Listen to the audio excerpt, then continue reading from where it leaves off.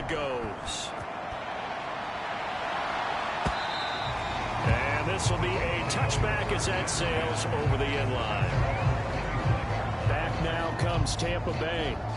And this lets down 21-10 as opposed to 20. More bounce around the locker room. A little more discussion about how they're going to finish this thing off. 21-3. I think discouragement clouds that locker room. Yeah, and I think a touchdown much bigger than a field goal on this drive just to get into the end zone and get that momentum. 2nd and 6, just inside the 30. Out of the gun, it's Elliott. 3 yards is half of what they needed. Now can they get the other 3 here on 3rd down?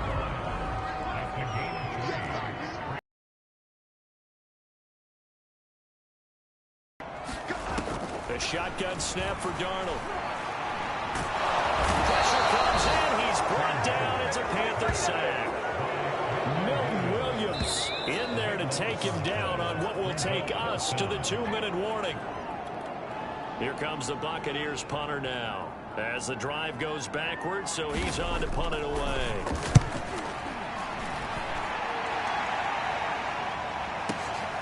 That's taken on the 25. So a good punt, but a solid 12-yard return. And the offense will take over with a new set of onto the field again. And he's well on his way to a 100-yard game. He's already more than halfway there. We're only in the 2nd quarter. And what I've always loved about running backs is they'll tell you, I had no idea how many yards I had. Right. Those guys have an innate sense of where they are in a ball game and how many yards they've accumulated, because you know they're always working towards 100. He's been working well towards 100 here. And it's complete to Adams. And they're going to have this across midfield and inside the 45. If you're going to blitz, likely going to leave you in man coverage with this guy, and that is less than ideal. It is, because just about any offense that has an elite receiver, if you blitz and have him in man coverage, you're going to him, even if he has an elite defender on him, because he usually knows where the ball is before the defender does. That catch good for only a couple. 2nd and 8 coming up. They'll set up to throw. He hits Adams, complete. Touchdown, Panthers. Devontae Adams, his 19th touchdown now on the season. And the Panthers are able to add on to their first half lead. And on that one, able to catch it, also able to have the wherewithal to take it in for the score. And how about the phases of a successful catch and a completion of a play? Look the ball in, secure the catch, and then, of course, the run after the catch that ends up in the end zone. The kickoff team on the field now as they will send this one away. The return man down to a knee, and this will come out to the 25-yard line. And Tampa Bay trots out there now. It was still more than a minute to go in the half. Time to try to mount a drive. And I would think that they would have to. This is today's NFL. You got to push it whenever you get an opportunity. Go in the first half. From just shy of midfield, Darnold. And eventually he's taken down here. Great coverage downfield, resulting in the sack. The Panthers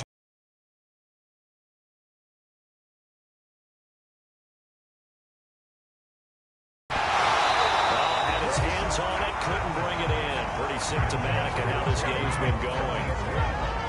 Here comes the Buccaneers punter now. Gets it away.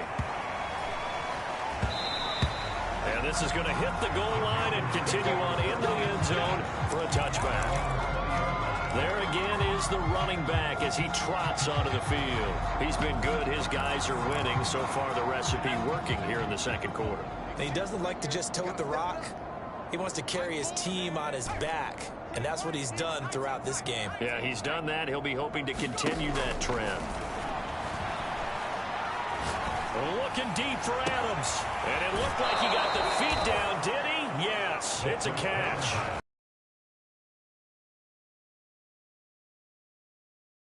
Number 800. 100 in his NFL career. And just think, that puts you in top 35 range all time in the NFL in terms of number of catches. One significant guy in. Now on first down, he'll drop to throw it.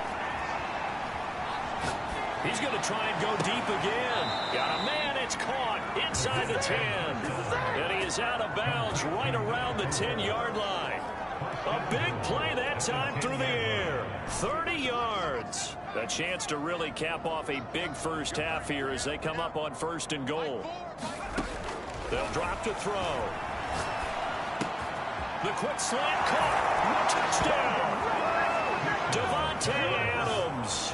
As the first half is winding down. And the Panthers will extend their lead here just before halftime. Extra point right down the middle. And that will extend this big lead. So the drive there, they went 80 yards in 3 plays. And the end result, a Panthers touchdown. So not much time to speak of remaining in this first half as the kick's away. And they will not get a chance to return this one as it's through the end zone for a touchback.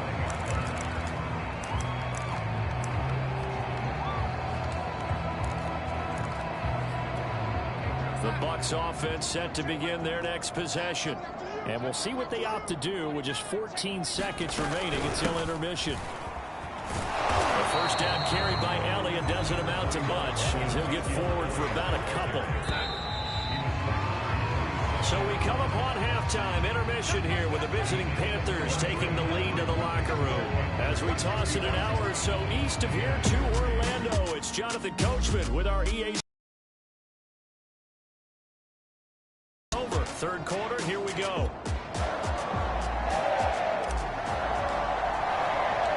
The first half, no contest. What will the second half bring?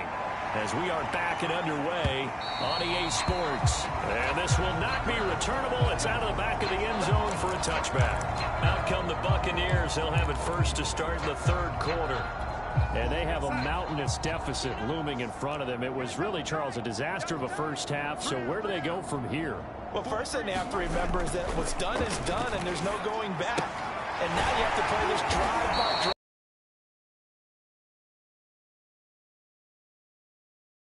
Your work and try and put something together here in the second half. On first and 10, Darnold. And he'll find Hall.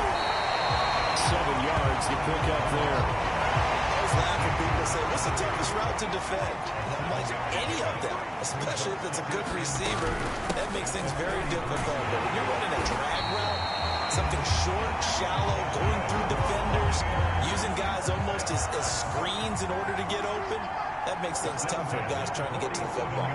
Well, they certainly have been able to get him going and establish the run, so I think it's time to abandon that plan and start chucking it all over the park. And you know who's excited about that? The defensive front. They got to just pin their ears back and get after him now.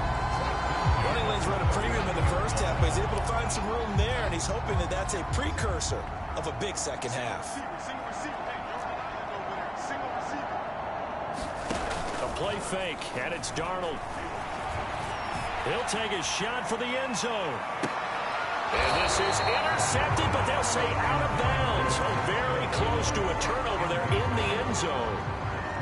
After the incomplete pass, here now is 2nd and 10. Darnold. And that's to Amon-Ra St. Brown. And they're going to have another first down as the tackle's made at the Panthers 23. I don't know what they talked about at halftime. Whatever it was, it worked. They look like a different team here in the third quarter. Yeah, I doubt that there were very many trash cans that got kicked over, that type of a speech. I think what they did was they analyzed what worked in the first half, what didn't, and figured out a better game plan. Meanwhile, Darnold's throw into the hands of the receiver, Chenot. And down inside the 15, shy of the 10. Still in search of their first touchdown of the game, but they're on the move. 1st and 10.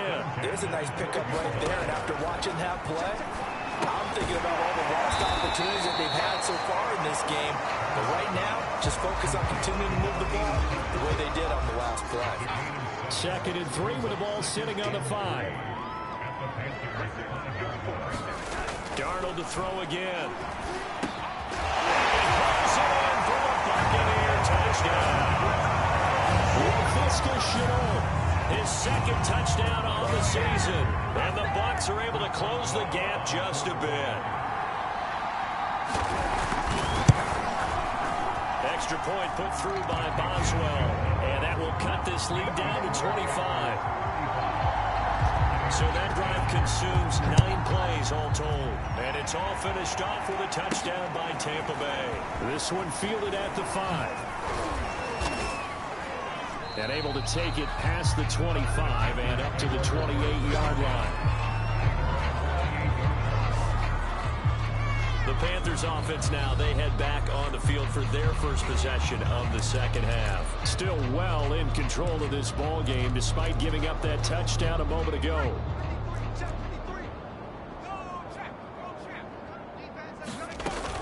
They'll run with Taylor to begin the drive. And give him 6 yards here as he stopped near the 35 at the 34.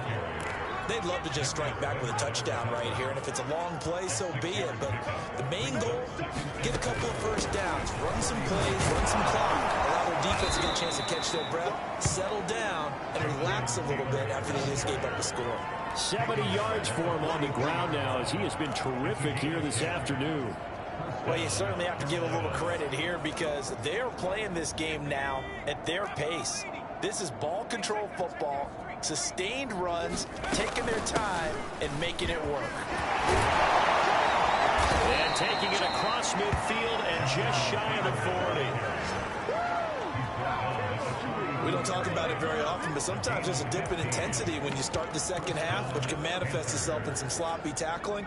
And how about right there? He ran right through that weak tackle attempt. And he'll maneuver his way forward for about 4. 2nd and 6. Not a whole lot there. The defense was ready, it looked, for that run-pass option. You get the sense that next time he has that opportunity, he may keep it himself and get to the perimeter. Probably owes his back a little bit of an apology on that one, huh? They'll keep it on the ground. It's Green. And inside the 20 before he's brought down. He's obviously a bit of a shorter running back. Sometimes when he goes up the middle like that, he gets lost in there, and then he pops out for 10, 20 yards. I actually asked NFL linebackers if that was true. Do you actually lose sight of some of the smaller running backs? And all of them confirmed that that can be a problem. Think of it this way. 2 of the top running backs in NFL history, Emmitt Smith, Barry Sanders, both 5'10". And they get to him quickly here as he's stopped right around the 13. 2 yards on the carry there, and it's going to lead him to 3rd down. This defense against the run, by the way, they're not top 5, but they are top 10. So what's your philosophy here? Do you try and run the ball against a team that's pretty good against the run? What if you're a pretty good running team? If so, you might want to go ahead and run it anyway because that's your strength. Escaping the pressure right. And probably the wise decision there. No one open. He just throws it away. And that keeps the field goal on the table as it's 4th down. And no move to get the offense off the field. They're going on 4th and 5.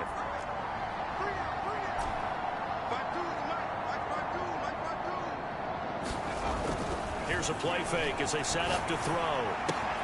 He's got it for a Panther touchdown. A great play there. His 6th touchdown of the season. And the Panthers just continue to pour it on.